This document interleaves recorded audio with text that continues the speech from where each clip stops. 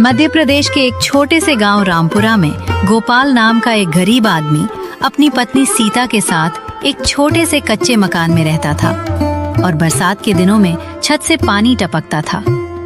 गोपाल के पास न जमीन थी, न कोई स्थायी नौकरी और न ही कमाई का कोई निश्चित साधन। कभी वह खेतों में मजदूरी करता तो कभी गांव के लोगों के छोटे मोटे काम करके अपना घर चलाता था। लेकिन गोपाल के अंदर एक खास बात थी। वह काम छोटा या बड़ा नहीं समझता था। जो काम मिलता वह पूरी ईमानदारी से करता। ऐसे ही एक दिन घर में, गोपाल, आज घर में आटा भी बहुत कम बचा है और राशन वाले हरिया की दुकान का उधार भी बढ़ता जा रहा है। मैं जानती हूँ कि तुम दिन रात मेहनत कर रहे हो, लेकिन अब हमें कुछ ऐसा करना होगा जिससे रोज की आमदनी थोड़ी पक्की हो सके। सीता, मैं भी यही सोच रहा हूँ। मजदूरी करके किसी तरह दिन तो निकल जाता है, लेकिन उससे हमारा भविष्य नहीं बदल सकता। मैं चाहता हूँ कि अपना कोई काम शुरू करूँ, चाहे शुरुआत कितनी भी छोटी क्यों ना हो। बस परेशानी यही है कि काम शुरू करने के लिए भी पैसे चाहिए। पैसे कम हैं, लेकिन तुम्हारे हाथों में हुनर है। तुम जो आलू कचौड़ी बनाते हो, उसका स्वाद मैंने पूरे गांव में किसी और के हाथ में नहीं देखा। याद है पिछले साल मेले में तुमने कचौड़ी बनाई थी? लोग आज तक उसका स्वाद याद करते हैं। वो तो तुमने मुझे सिखाया था। अगर तुम मेरे साथ खड़ी नहीं होती तो मैं कुछ नहीं कर पाता। मैं तुम्हारी पत्नी हूँ गोपाल। तुम्हारी परेशानी में तुम्हारा साथ देना मेरा फर्ज है। लेकिन अब हमें सिर्फ सपने देखने से काम नहीं चलेगा, कोई रास्ता निकालना पड़ेगा। गोपाल कुछ बोलने ही वाला था कि तभी बाहर से आवाज आई। गोपाल, ओ गोपाल, घर में हो क्या? गोपाल ने बाहर निकलकर देखा तो सामने गांव का मकान मालिक धनराज खड़ा था। आइए धनराज जी, अंदर आइए। अंदर आने का समय नहीं है गोपाल। मैं पिछले 3 महीने से तुम्हारे किराए का इंतजार कर रहा हूँ। हर बार तुम कहते हो कि अगले हफ्ते दे दूंगा। अब मैं और इंतजार नहीं कर सकता। धनराज जी, मैं आपकी परेशानी समझता हूँ। इस बार काम नहीं मिला था, इसलिए पैसे जमा नहीं हो पाए। आप मुझे बस थोड़ा और समय दे दीजिए, मैं आपका एक एक पैसा चुका दूंगा। मैंने तुम्हें बहुत समय दिया है। अगले महीने की 1 तारीख तक अगर तुमने पूरा किराया नहीं दिया तो मुझे मजबूर होकर यह घर खाली करवाना पड़ेगा। धनराज जी, हमें थोड़ा वक्त और दे दीजिए। हम कहीं जाएंगे तो जाएंगे कहाँ? सीता बहू, मैं तुम्हारी मजबूरी समझता हूँ, लेकिन मेरा भी घर चलता है। मैं इससे ज्यादा इंतजार नहीं कर सकता। इतना कहकर धनराज वहाँ से चला गया। सीता ने धीरे से पूछा, क्या सोच रहे हो?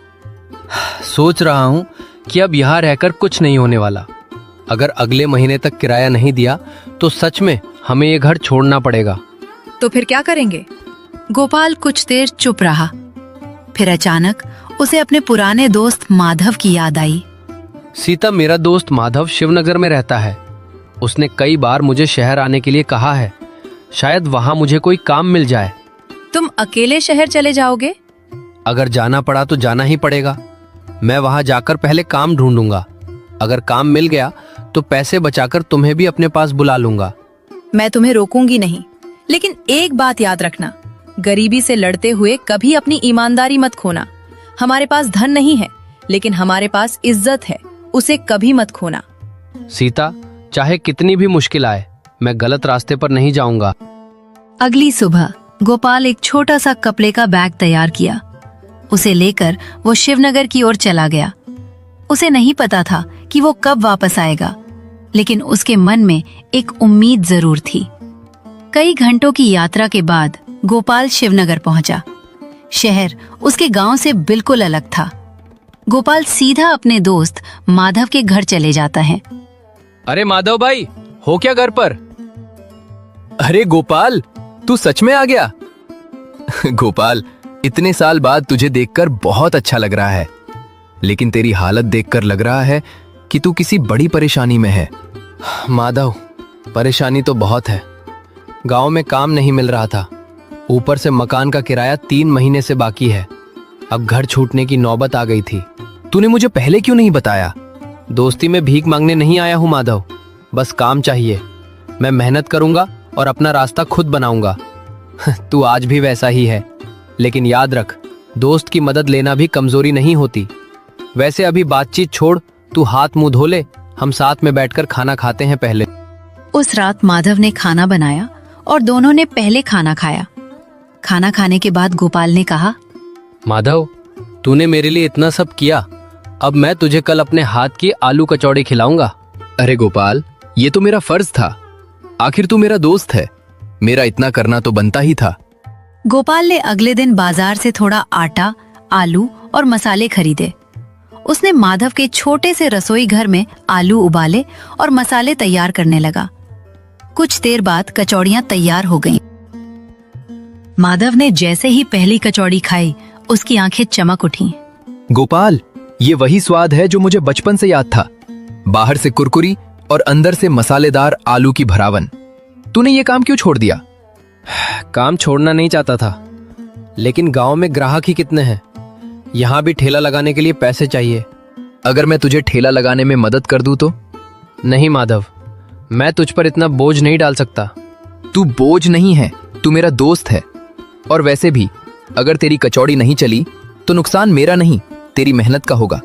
मुझे पूरा भरोसा है कि तू कुछ कर सकता है। अच्छा चल ठीक है, तू बोल रहा है तो कल मैं फिर से अपना ठेला लगाऊंगा। अगले दिन माधव ने अपनी बचत में से कुछ पैसे निकाले और दोनों ने मिलकर बाजार के पास एक छोटा सा ठेला लगवाया। पहले दिन गोपाल सुबह सुबह ठेला बाजार पर लग गया। उसने गर्म तेल में कचौड़ियां तलनी शुरू की, लेकिन कई घंटे बीत गए, ग्राहक बहुत कम आए। शाम तक गोपाल की आधी से ज्यादा कचौड़ियां बची हुई थी। गोपाल उदास होकर घर आ गया और माधव से बोला, माधव, शायद मैंने गलती कर दी। यहाँ पहले से इतने बड़े दुकानदार हैं, लोग मेरी कचौड़ी क्यों खाएंगे? क्योंकि स्वाद अच्छा है, लेकिन लोगों को अपना स्वाद चखाने में समय लगता है। आज कम ग्राहक आए हैं तो क्या हुआ, कल फिर कोशिश करेंगे। पर मेरे पास एक तरकीब है। तुम कुछ ग्राहकों को पहले मुफ्त में कचौड़ियां खाने को देना, फिर धीरे धीरे तुम्हारी बात फैलती जाएगी और ग्राहक आना शुरू कर देंगे। ये तो कमाल की तरकीब है माधव, मैं कल ऐसा ही करूंगा, फिर शायद मेरे ठेले पर कुछ ग्राहक आ सकते हैं। अगले दिन गोपाल ने कुछ कचौड़ियां मुफ्त में लोगों को चखाईं। एक ग्राहक ने कचौड़ी खाई और हैरान होकर बोला, भाई ये कचौड़ी तुमने बनाई है? सच कहूं तो इतने सालों में मैंने ऐसी मसालेदार कचौड़ी नहीं खाई। अंदर की भरावन में कौन सा मसाला डाला है? बस कुछ साधारण मसाले हैं भैया, असली स्वाद मेहनत और ताजे सामान का है। तो फिर 2 प्लेट पैक कर दो, घर जाकर बच्चों को भी खिलाऊंगा। धीरे धीरे लोगों को गोपाल की कचौड़ी पसंद आने लगी। कुछ ग्राहक रोज आने लगे। किसी को कुरकुरी कचौड़ी पसंद थी तो किसी को उसकी तीखी आलू की सब्जी। गोपाल हर ग्राहक से सम्मान से बात करता। अगर किसी गरीब बच्चे के पास पैसे नहीं होते तो वो उसे कभी खाली हाथ नहीं लौटाता। एक दिन एक बुजुर्ग ग्राहक ने उससे कहा, बेटा, तेरी कचौड़ी अच्छी है, लेकिन उससे भी अच्छी तेरी नीयत है। तूने मेरे पास पैसे कम होने पर भी मुझे खाना दे दिया। बाबा, भूख का कोई दाम नहीं होता। जब मेरे पास पैसे नहीं थे तब कई लोगों ने मेरी मदद की थी। आज मेरे पास थोड़ा है तो मैं किसी की मदद कर दूं, यही काफी है। ये बात धीरे धीरे बाजार में फैलने लगी। गोपाल की कचौड़ी का स्वाद और उसका व्यवहार दोनों मशहूर होने लगे। कुछ ही महीनों में उसके ठेले पर सुबह से भीड़ लगने लगी। तभी एक दिन गोपाल माधव से बोलता है, माधव, अब मेरी दुकान को लोग पहचानने लगे हैं और मेरी दुकान में अब भीड़ बढ़ती जा रही है। मुझे अब इसे संभालना दिन ब दिन मुश्किल होता जा रहा है। माधव, मैंने सोचा है कि मैं भी अपनी नौकरी छोड़कर तेरे ठेले में तेरी सहायता करूं, जिससे तुझे ग्राहक को संभालने में मुश्किल नहीं होगी और दोनों मिलकर ठेला लगाएंगे। माधव, तू अपनी नौकरी मत छोड़, मेरी वजह से अपना काम मत खराब कर। तू मेरा दोस्त है। जब तू अकेला था तब मैंने तेरा साथ दिया। अब जब काम बढ़ रहा है तो मैं पीछे कैसे हट जाऊं? कल से अब मैं भी तेरे साथ ठेला ही लगाऊंगा। अब अगले दिन गोपाल के साथ माधव भी वही ठेले पर उसकी मदद करने के लिए खड़ा हो गया।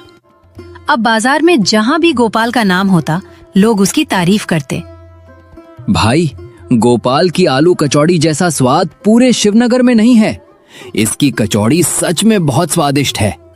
सही कहा। मैं तो अपने घर में भी सबको यही कचौड़ी खिलाता हूँ। मेरे घर में भी सभी इसे बहुत पसंद करते हैं गोपाल।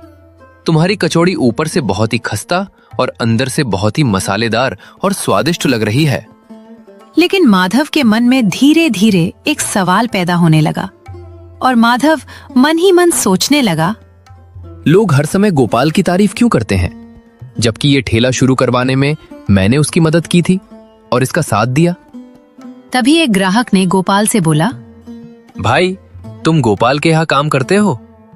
ये सुनकर माधव को बहुत बुरा लगा। मैं काम नहीं करता, मैं उसका दोस्त हूँ। अच्छा, मुझे लगा तुम यहाँ नौकर हो। माधव का चेहरा उतर गया। देखते ही देखते शाम हो गई और दोनों ठेला बंद करके घर आ गए। जब माधव अकेला बैठा था तभी वो बोलता है, जब गोपाल के पास कुछ नहीं था तब मैं उसके साथ खड़ा था। ठेला मैंने लगवाया, पैसे मैंने दिए, दुकान को यहाँ तक पहुँचाने में मैंने अपना काम छोड़ा। लेकिन आज हर कोई सिर्फ गोपाल की तारीफ करता है। देखता हूँ अब तो कल कैसे ठेला लगाएगा। अगले दिन जब सुबह सुबह गोपाल रसोई घर में आलू की सब्जी तैयार कर रहा था तभी माधव उसके पास खड़ा था। तभी गोपाल ने माधव से कहा, माधव भाई, मैं जरा ठेले के पास से होकर आता हूँ। तुम तब तक इस सब्जी पर नजर रखना। मसाला अच्छी तरह पक चुका है, बस इसे थोड़ी देर और पकने देना। मैं थोड़ा ठेले की सफाई करके आ रहा हूँ। ठीक है गोपाल भाई, तुम बेफिक्र होकर जाओ। जब तक तुम वापस नहीं आते मैं सब्जी को संभालता हूँ। गोपाल वहां से चला गया। गोपाल के जाते ही माधव के मन में फिर वही ईर्ष्या भरे विचार उठने लगे। आज बाजार में हर कोई सिर्फ गोपाल की तारीफ करता है। लोग उसकी कचौड़ी खाते हैं, उसकी तारीफ करते हैं और मुझे देखकर बस यही समझते हैं कि मैं यहाँ काम करने वाला कोई साधारण आदमी हूँ। जब गोपाल के पास कुछ नहीं था तब मैंने उसका साथ दिया था, लेकिन आज उसकी सफलता में मेरा कोई नाम तक नहीं लेता। अगर उसका धंधा इसी तरह चलता रहा तो कल उसे मेरी जरूरत भी नहीं रहेगी। माधव कुछ देर तक चुपचाप खड़ा रहा। फिर उसने चारों तरफ देखा और मन ही मन एक गलत फैसला कर लिया।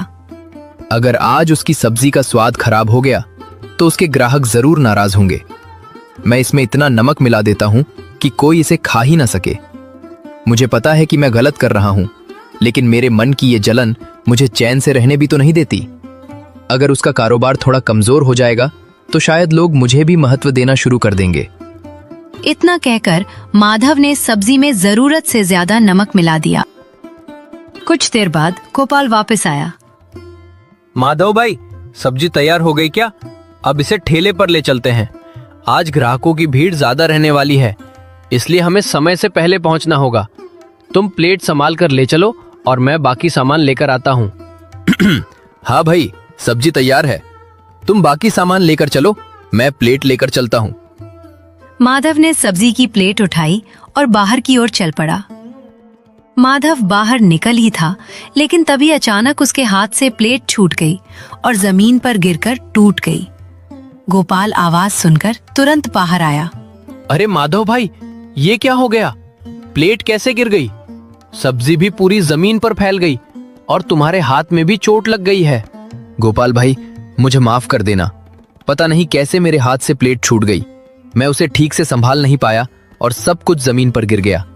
मेरी गलती की वजह से आज हमारा काफी नुकसान हो गया। अरे भाई, नुकसान की चिंता बाद में करेंगे। पहले ये देखो कि तुम्हारे हाथ में चोट ज्यादा तो नहीं लगी। आज हम ठेला नहीं लगाएंगे। एक दिन का काम रुक जाने से कुछ नहीं बिगड़ेगा, लेकिन अगर तुम्हारी चोट बढ़ गई तो परेशानी हो जाएगी। लेकिन गोपाल भाई, आज का पूरा सामान खराब हो गया, तुम्हारा काफी नुकसान हो गया है। मुझे बहुत बुरा लग रहा है कि मेरी वजह से ऐसा हुआ। माधव, मैंने कहा ना कि नुकसान की चिंता मत करो। तुम मेरे लिए सिर्फ ठेले पर काम करने वाले आदमी नहीं हो, तुम मेरे दोस्त हो। पैसे और सामान का नुकसान दोबारा पूरा किया जा सकता है, लेकिन अगर तुम्हें चोट लग जाए तो उसकी भरपाई आसानी से नहीं होती। गोपाल ने माधव को अंदर बैठाया और उसकी चोट पर मलहम लगा दिया। शाम को दोनों चुपचाप बैठे थे। माधव काफी देर से कुछ सोच रहा था। आखिरकार उसने हिम्मत करके गोपाल से बात करने का फैसला किया। गोपाल भाई, मुझे तुमसे एक जरूरी बात कहनी है। शायद ये सुनने के बाद तुम मुझसे कभी बात भी ना करना चाहो, लेकिन अब मैं अपने मन में ये बोझ और नहीं रख सकता। मैंने तुम्हारे साथ बहुत गलत किया है और आज मुझे अपनी गलती का एहसास हो रहा है। माधव, ऐसी कौन सी बात हो गई? तुम इतने परेशान क्यों हो? जो हुआ वो एक गलती थी। तुम्हारे हाथ से प्लेट गिर गई, इसमें जानबूझकर कुछ नहीं हुआ। तुम खुद को इतना दोष क्यों दे रहे हो? नहीं गोपाल, बात सिर्फ प्लेट टूटने की नहीं है। असली गलती मैंने उससे पहले की थी। जिस दिन तुम मुझे सब्जी संभालने के लिए छोड़कर गए थे, उसी दिन मैंने तुम्हारी सब्जी में जानबूझकर ज्यादा नमक मिला दिया था। मैं चाहता था कि सब्जी का स्वाद खराब हो जाए और तुम्हारे ग्राहक तुमसे नाराज हो जाएं। मैं तुम्हारी बढ़ती हुई सफलता देखकर अंदर ही अंदर जलने लगा था। बाजार में हर कोई तुम्हारी तारीफ करता था और मुझे लगता था कि मेरी मदद, मेरी मेहनत और मेरा साथ कोई याद ही नहीं रखता। मुझे यह बात बहुत चुभने लगी थी। इसी जलन में मैंने तुम्हारा नुकसान करने की कोशिश की। आज मुझे समझ आ रहा है कि मैं कितनी बड़ी गलती करने जा रहा था। माधव, तुमने जो किया वो गलत था। दोस्त होने के नाते तुमसे मुझे ऐसी उम्मीद बिल्कुल नहीं थी। लेकिन मैं ये भी समझ सकता हूँ कि कभी कभी इंसान अपने मन की गलत भावनाओं को समय पर नहीं रोक पाता और फिर ऐसा काम कर बैठता है जिसका पछतावा बाद में होता है। मुझे माफ कर दो गोपाल, तुमने मेरे साथ कभी बुरा नहीं किया। जब तुम्हारे पास कुछ नहीं था तब मैंने तुम्हारी मदद की थी, लेकिन तुमने भी मेरी मदद को कभी भुलाया नहीं। तुमने मुझे अपने साथ बराबरी से रखा और हमेशा सम्मान दिया। फिर भी मैं तुम्हारी सफलता से खुश होने के बजाय तुमसे ईर्ष्या करने लगा। मैंने अपने ही दोस्त के साथ विश्वासघात किया है। माधव, अगर तुमने अपनी गलती स्वीकार नहीं की होती तो शायद मैं तुम्हें कभी माफ नहीं कर पाता। लेकिन तुमने खुद आगे आकर सच बताया है। इससे मुझे लगता है कि तुम्हें अपनी गलती का सच में पछतावा है। दोस्ती में गलती हो सकती है, लेकिन गलती मानकर उसे सुधारने की कोशिश करना ही असली बात है। सच कहूं गोपाल, मुझे उम्मीद नहीं थी कि तुम मुझे इतनी आसानी से माफ कर दोगे। मैंने तुम्हारा नुकसान करने की कोशिश की और तुम फिर भी मेरे साथ खड़े हो। तुमने मेरी बहुत मदद की है माधव। जब मैं गांव से यहाँ आया था तब मेरे पास न काम था, न पैसे और न कोई उम्मीद। तुमने मुझे अपने घर में जगह दी, अपने पैसे लगाकर मेरा ठेला शुरू करवाया और मुश्किल समय में मेरा साथ दिया। मैं तुम्हारी उस मदद को कभी नहीं भूल सकता। लेकिन अब हमें एक बात समझनी होगी। सच्ची दोस्ती में किसी की सफलता देखकर जलना नहीं चाहिए, बल्कि उसकी सफलता पर गर्व करना चाहिए। तुम सही कह रहे हो भाई। आज मुझे समझ आया कि तुम्हारी सफलता को देखकर जलने के बजाय मुझे तुम्हारे साथ खड़े होकर खुश होना चाहिए था। मैं वादा करता हूं कि अब कभी तुम्हारे साथ ऐसा नहीं करूंगा। बस अब पुरानी बातों को यहीं खत्म कर दो। कल से हम फिर नए सिरे से अपना काम शुरू करेंगे। जो हुआ उसे एक सबक समझो और आगे बढ़ो। मुझे तुम पर भरोसा है, इसलिए मैं तुम्हें माफ करता हूं। क्या तुम सच में मुझे माफ कर रहे हो गोपाल? हाँ भाई, दिल से माफ कर रहा हूं। लेकिन एक बात हमेशा याद रखना, हमारा ये काम सिर्फ पैसे से नहीं बल्कि एक दूसरे के भरोसे से खड़ा हुआ है। अगर हमारे बीच भरोसा रहेगा तो हम कितनी भी मुश्किल का सामना कर सकते हैं। माधव की आंखों में पछतावे के साथ साथ राहत भी दिखाई देने लगी। धन्यवाद भाई। आज तुमने मुझे सिर्फ माफ नहीं किया बल्कि मुझे मेरी गलती का एहसास भी कराया है। अब मैं पूरी ईमानदारी से तुम्हारे साथ काम करूंगा और तुम्हारी सफलता को अपनी सफलता समझूंगा। तो फिर कल सुबह जल्दी उठना, हमें फिर से ठेला लगाना है। और हाँ, इस बार सब्जी में नमक तुम नहीं, मैं खुद डालूंगा। माधव कुछ पल चुप रहा। गोपाल के चेहरे पर हल्की मुस्कान देखकर उसके चेहरे पर भी संतोष दिखाई दिया। दोनों दोस्तों के बीच की कड़वाहट वहीं खत्म हो गई। अगली सुबह गोपाल और माधव ने फिर से अपना ठेला लगाया। दोनों अपने काम में व्यस्त थे कि तभी वही ग्राहक वहां आया जिसने कुछ दिन पहले माधव को नौकर समझकर उसके दिल को ठेस पहुंचाई थी। माधव भाई, उस दिन मैंने बिना सोचे समझे तुम्हें बहुत बुरा कह दिया था। मुझे लगा था कि तुम यहां सिर्फ काम करने वाले आदमी हो, लेकिन मुझे ये नहीं पता था कि तुम गोपाल के दोस्त हो और इस ठेले को शुरू करने में तुम्हारा भी बहुत बड़ा योगदान है। मुझे अपनी बात पर सच में शर्मिंदगी है, मुझे माफ कर देना। भाई, इसमें इतना सोचने की जरूरत नहीं है। उस दिन आपने जो कहा था उससे मुझे बुरा जरूर लगा था, लेकिन अब मैं समझता हूं कि आपने वो बात बिना पूरी सच्चाई जाने कही थी, इसलिए मैं आपको दिल से माफ करता हूं। जिंदगी में छोटी छोटी बातों को दिल में रखकर आगे बढ़ना ठीक नहीं होता। माधव सही कह रहा है। हमारा काम सिर्फ कचौड़ी बेचना नहीं है। हम चाहते हैं कि यहाँ आने वाला हर इंसान सम्मान और अच्छे व्यवहार के साथ वापस जाए। इसलिए पुरानी बातों को भूल जाइए और आज गर्मा गर्म आलू कचौड़ी खाइए। बिल्कुल भाई, आज तो मैं 2 प्लेट लेकर ही जाऊंगा, एक अपने लिए और एक घर वालों के लिए। धीरे धीरे गोपाल और माधव की जोड़ी फिर से पहले की तरह मजबूत हो गई। अब दोनों मिलकर पूरी ईमानदारी और मेहनत से अपना ठेला चलाने लगे। गोपाल कचौड़ियां बनाता और माधव ग्राहकों को संभालता। दोनों के बीच अब पहले से भी ज्यादा विश्वास था। उधर गोपाल ने अपनी कमाई से गांव का पुराना किराया चुका दिया। कुछ ही दिनों बाद गोपाल अपनी पत्नी सीता को भी शिवनगर ले आया। धीरे धीरे उनका जीवन पहले से बेहतर होने लगा। गोपाल और माधव की मेहनत से उनका छोटा सा आलू कचौड़ी का ठेला पूरे बाजार में मशहूर हो गया। गोपाल ने अपनी मेहनत और ईमानदारी से साबित कर दिया कि इंसान के पास शुरुआत करने के लिए धन कम हो सकता है, लेकिन अगर उसके पास मेहनत करने का साहस, अपने रिश्तों में विश्वास और सही रास्ते पर चलने की हिम्मत हो तो वो अपनी जिंदगी बदल सकता है। और माधव ने भी समझ लिया कि किसी दोस्त की सफलता से ईर्ष्या करने से इंसान खुद ही अंदर से कमजोर होता है, लेकिन जब वो अपने मन की गलत भावना को पहचान कर उसे छोड़ देता है तो रिश्ते भी बच जाते हैं और जिंदगी भी बेहतर हो जाती है। सीख: दूसरों की सफलता से ईर्ष्या करने के बजाय उससे प्रेरणा लेनी चाहिए। सच्ची दोस्ती विश्वास, ईमानदारी और एक दिन दूसरे की सफलता में खुशी बांटने से मजबूत होती है।